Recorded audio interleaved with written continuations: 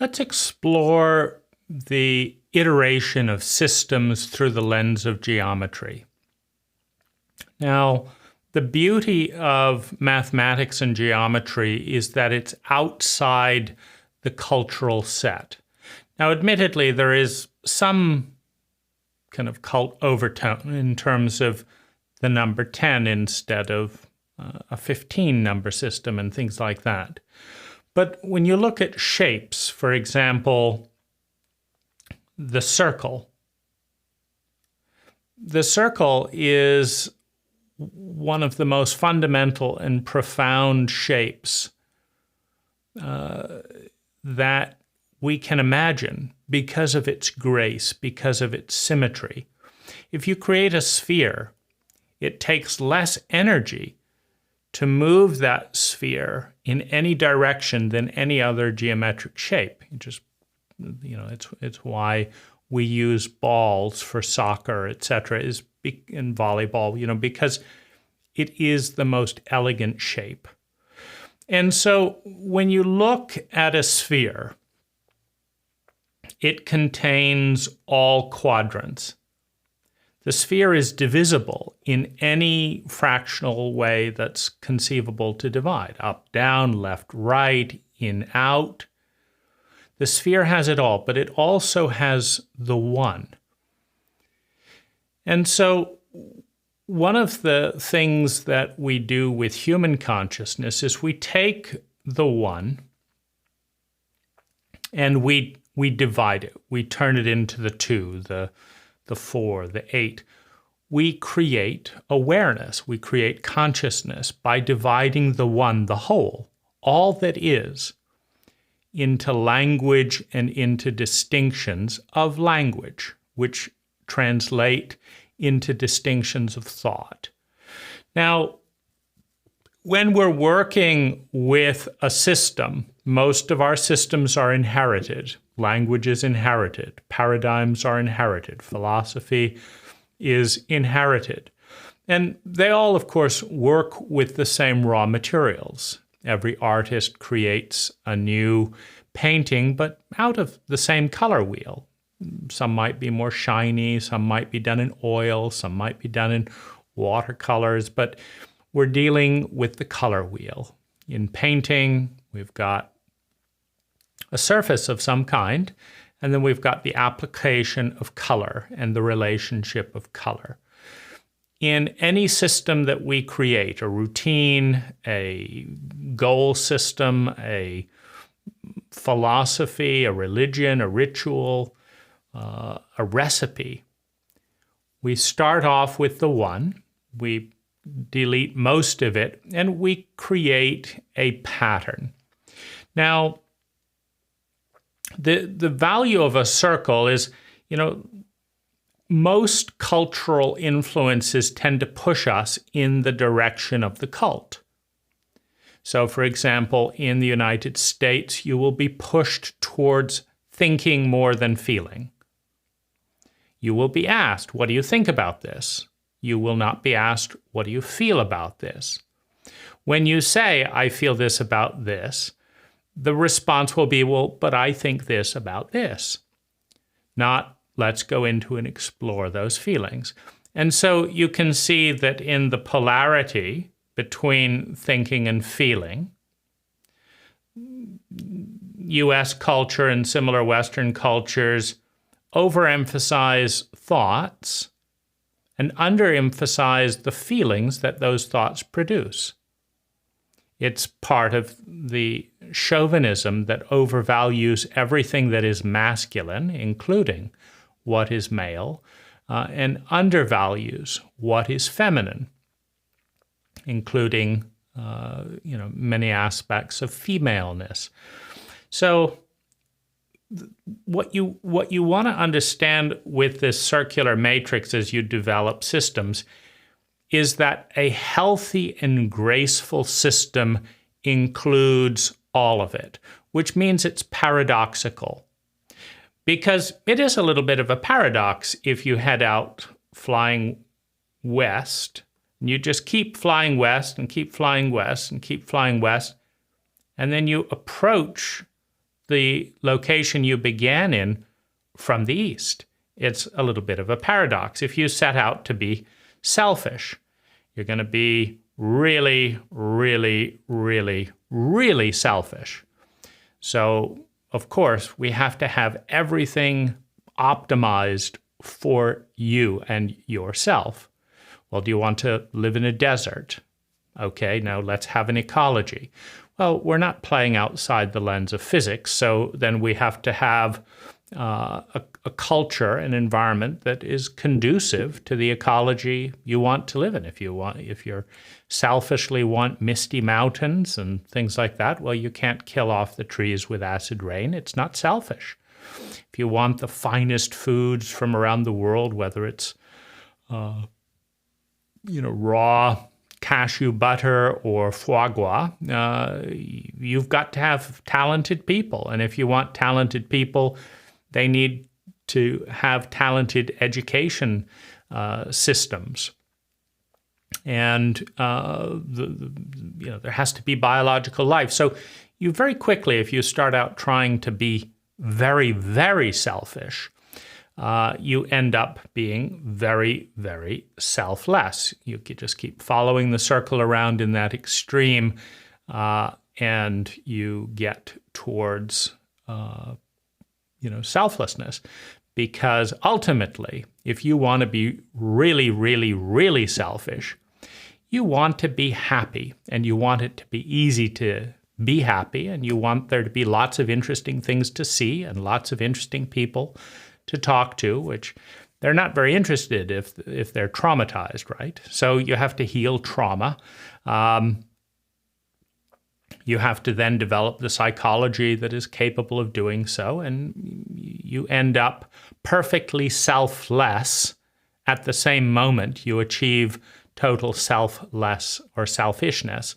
They are the same. If you pursue rigid, very, very, very rigid science, the pursuit of all information truthfully and accurately in all types of things, you're often confronted with the mystery, just the wonder and the beauty of it all, and you have a transcendent experience, which is more spiritual, more religious than reading some book and being bored in a church. And similarly, if you really want to understand creator, created, they go hand in hand, don't they?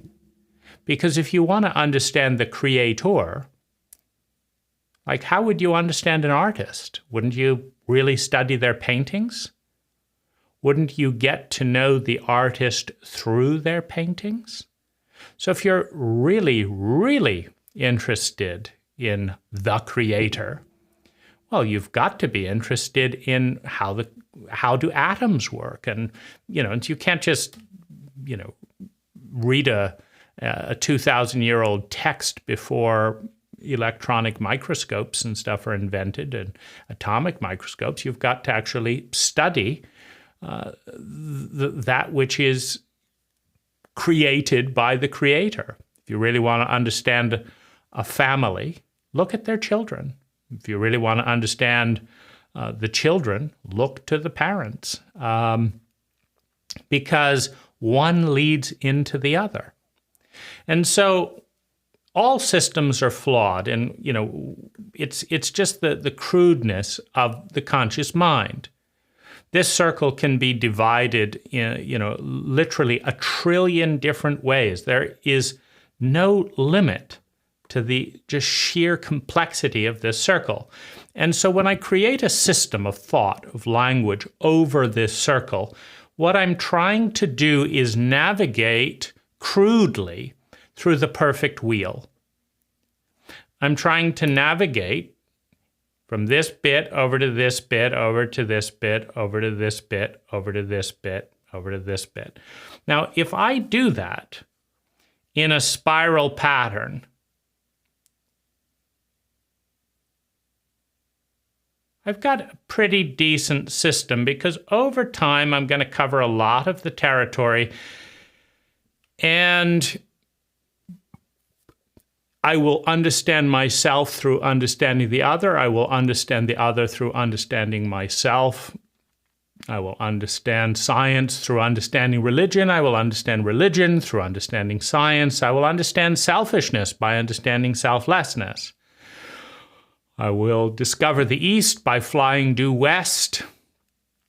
I will discover the outer world in the inner world. I'm going through the landscape, through the geography of the inner and outer psyche, the inner psyche and the outer ecology. So it's not a bad system, but it is a little bit bumpy. There's going to be friction in a system like this. If you put this on a car and steel wheels, can't have it falling apart, right? And rubber doesn't inflate in angles. So you put this on a steel wheel, it's loud, it's clunky. And what those clunks do is they speak of the crudeness of the system. We have an incredibly crude and violent system in the US. It's the paradigm of work-life balance. There's work, then there's life, and so you literally have this polarity where it's one or the other. And if you've ever tried to drive on a flat line, it's the most violent drive you've ever had. When you only have two distinctions, instead we have 1, 2, 3, 4, 5. Let's see, 1, 2, 3, 4, 5. Yeah, we have 6 distinctions here. So 6 distinctions are hundreds of % smoother than 2 extremes. I'm going to flip to this, to that. I'm going to do nothing, or I'm going to make more money than everyone else. It was pretty violent flip from one to the other, lots of volatility, not a lot of grace. So that's just how that goes. Now,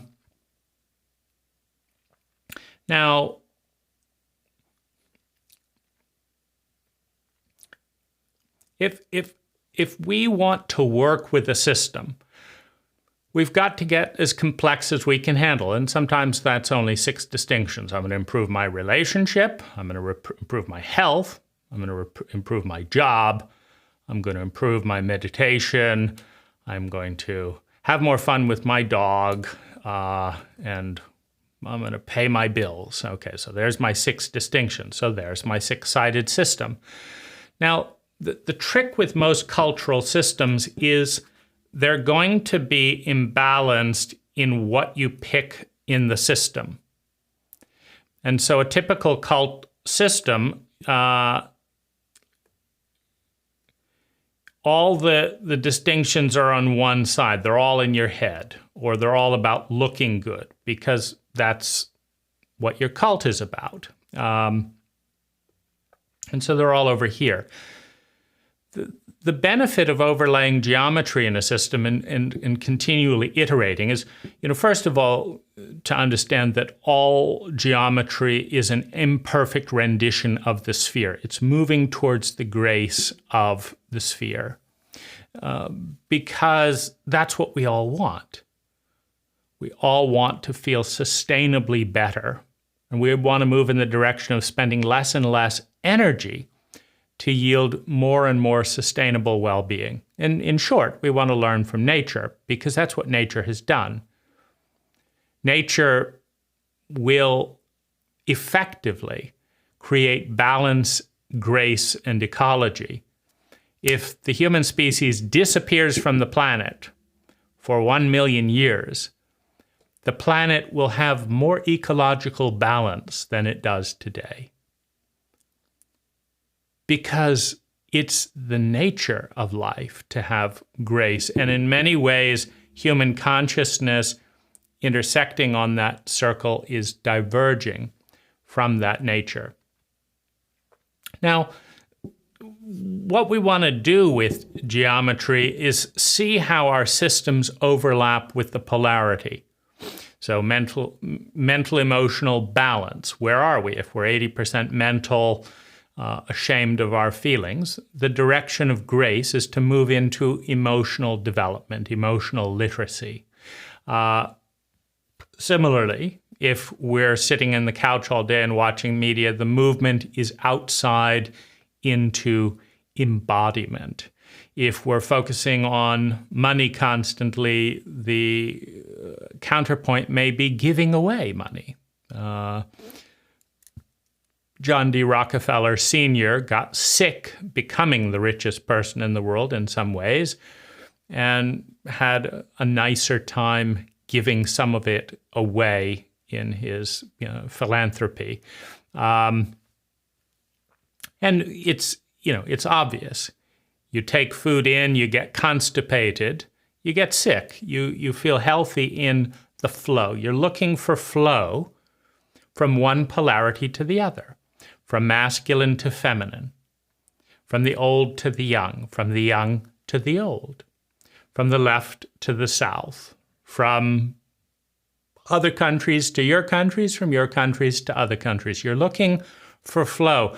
Dead, stagnant water is where things get stuck. And so this is what we can learn from geometry. Now, no system is perfect, so you hang on to the imperfection of your system because your consciousness is not capable of holding a more accurate and thus, a superior system. So as you work with the circle, develop your system and see, does it provide medicine to the imbalance of your cult? If it does, it's probably a good system. However, there's a balance point. All cults, all identities are in a certain amount of defense of their identity. Human beings are always defending their identity. They're resisting change and other identities, other patterns of thinking and feeling that come from the outside. So if you're medicinal to your culture, there's also going to be an element of your culture that's afraid of change that is going to, like an immune system, try to attack you because you are diverging from the norm. And cults do not exist ultimately to help their people. They exist to maintain their own status quo. They exist to perpetuate their existence. Politicians don't ultimately do what's best for their citizens. They do what's best for getting elected. They do what's best for themselves and their family. And so a politician will be the first to undermine someone who's doing something good for the country, but that is not good for that politician's career. A teacher does not do what's best for the students. They do what's best for the school, because otherwise the principal fires them, because the principal is not doing what's best for the students or the culture. They're doing what's best for the survival of the school. And this is the constant paradox. The parent is not doing what's best for the child. They're doing what's best for the parent and the family system in which they're operating. And you are not doing what's best for you. You're doing what's best for your identity, for your ego. Because your ego is your identity. This is me. What's you? Well, I think this, I feel this, I do this, I say this, and I am like this. This is my body, etc. This is me. You say, well, these thoughts are hurting you and other people. These feelings are hurting you and other people. These actions are hurting you and other people. These words are hurting you and other people. And who you are physically, etc., is hurting in some way. And the way that you've engaged with your ecology is hurting you and other people. So why not change? How about you change these thoughts, these feelings, these actions, these ways of being, these words? No, I'm not doing it. Nobody's going to get me to change. I'm not doing it, says the ego. But the ego is not doing what is best for you. It is doing what is best to perpetuate itself. An identity has a strong magnetic pull to restate itself. I already knew that. That bit of data disagrees with my theory, so the data is wrong. Even if I don't know how it's wrong, it must be wrong, and I'm sure I'll be proven right one day. So I'm not going to change my ideas. Yes, that does look on the surface to be a fair point. Christians have caused more wars, more bloodshed, more killing. It does seem there's a little hypocrisy there. Thou shalt not kill. There's a lot of killing. But those aren't the real Christians, you see. I'm the real Christian. But God didn't mean that. Of course, I know what God... So the identity perpetuates itself. Who needs facts when we have an immune system that rejects, blocks, and obscures everything that disagrees with our little system? And so a good way to overlay our system is to create a circle, to create a sphere, and look at each area we're looking at, whatever it is, love, joy, food, pets, fun, seriousness, sadness and joy, which, I don't like sadness. I don't want to feel sadness. Well, what if something really sad happens? Well, I don't want to think about it. Okay, so you're blocking out sadness. So you've got this whole side of the emotional continuum is suppressed and blocked, but you're pulling hard over here. Okay, so where's the medicine? If you want to drive a violent wheel, meaning a wheel that's been cut in half, just drive this wheel. You've denied all of this, so now that whole dynamic takes up energy. This is a difficult wheel to put on a car. It will be violent. It will be a bumpy ride. Your life will be filled with struggle as you try to hide no, that's a sad person, I can't call them. That's a funeral, I can't go to the funeral. Now, it may be destroying my relationships. I may feel guilty, so I'll drink, then I'll do this, but whatever, I'm not going to feel sadness. I'm not going to admit that I have any hate. I'm not going to admit that anything. I am over here, and that's me, and nobody's going to tell me any different, and I will put my head in the sand and have a very bumpy ride until I take my head out of the sand and see what is going on and what I'm doing. So when you overlay a sphere, you can know that everything you're doing is wrong. Everything you're doing is inefficient and imperfect. That's normal. And it's innate in language, innate in thought, innate in the artificial distinctions generated by language. But you can create a little bit more of a complex system than the one before. You can also see where you're stuck in your revolution. Are you fine going young to 20, and then from that point on, you're resisting becoming mature? You don't want to be wise? You don't want to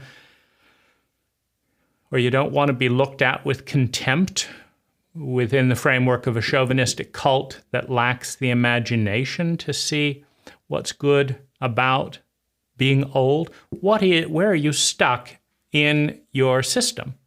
You can see it geometrically in a way that your cult has told you this eye is bad. So, of course, you don't look out that eye. Your cult has told you that this side of things is bad, chaos, disorder. We can't have it. But what if the order that's been established is too monotonous, is too deadening, is too unbalanced? Then I think about what I thought, and then I think some more, and then I think about what I thought, and I block all my feelings. And that's my order, that's my routine. As unbalanced as it could possibly be. And so we need order.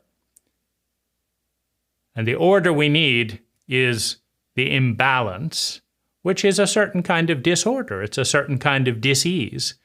If you cut a body in half and throw the other half away, the other half doesn't last very long. So it's a kind of sickness when you have this imbalance. It's an inefficiency. It's deviating too far from nature. Nature doesn't grow trees with branches all on one side. Those trees fall over. Nature grows trees symmetrically. And nature doesn't just grow trees with no roots. It grows roots and trees simultaneously. Nature believes in the sphere. The Earth is a good example. Nature could have built a square. It's just it wouldn't have been as elegant in its revolution. Would have been more difficult for everything living on the Earth if the Earth was a sphere. Nature could have been have bought into bigotry and chauvinism and all that and cut the Earth in half. It's just it would have been highly problematic for the evolution of the planet were there two halves of an orange trying to tumble around through space rather than the gracefulness of the sphere, the gravitational thing, the wobble. It would have just been so inefficient. And nature is a winner. Life has taken everything out of something less than the size of a pea, according to our current mythology. For no reason at all, poof, the Big Bang, and this tiny little thing has become all that is. That's a pretty big accomplishment. That's pretty sustainable. It's pretty successful. It's a pretty massive thing. What did you do, life? Well, I took energy the size of a pea, and I created multiverses. And give me enough time. I've got infinity. You've no idea what I'm going to create. Every possible thing that could be imaginable in any possible way. That's what I did with less than the size of the pea. Okay, human, what did you create? Well, I took a very, very, very tiny piece of nature and fucked it up. And then defended my identity and right to do so until the day that I died, because no one's going to tell me what to do. Well, we can learn from the most successful teacher in town, which is definitely life. And life believes in balance. You don't see life giving birth to an animal and saying, oh, no, we don't like death. Let's just have that animal overrun the entire... No, life believes in balance. There's life and there's death. There's up and there's down. There's rich and there's poor. There's a movement, there's a direction through those states. It's when we stagnate, when the water stays still, that it becomes more toxic, which serves life. See, life always wins. If we kill off humans with unsustainable practice, life wins, because that's life's job to kill off that which doesn't have the intelligence to sustain itself. Why? Because life will give birth to another thing. Maybe it takes 1 billion years before the new intelligence takes over that knows how to sustain itself. And if it knows how to sustain itself, it does sustain itself. And if it does sustain itself, life wins because it's invented another self-sustaining life form. Life's a winner no matter what happens. The question, given our identity, is do we consider ourselves winners? Well, as you work with this sphere technique, if you divide your system, whichever system you're going to make, it's all a lie, it's all an illusion, and it's all flawed. But if you create a system here, here, here, here, here, here, here, here, here, you notice that you feel a longing to do something. It doesn't fit into your system, though. My body is getting tireder and tireder, but I'm supposed to make money, right? So that I can make more money, and so that I can, how you can throw your system away and start with a circle again. Say, what if I built it this way? Can I build a circle that embraces polarity, that embraces complexity, but still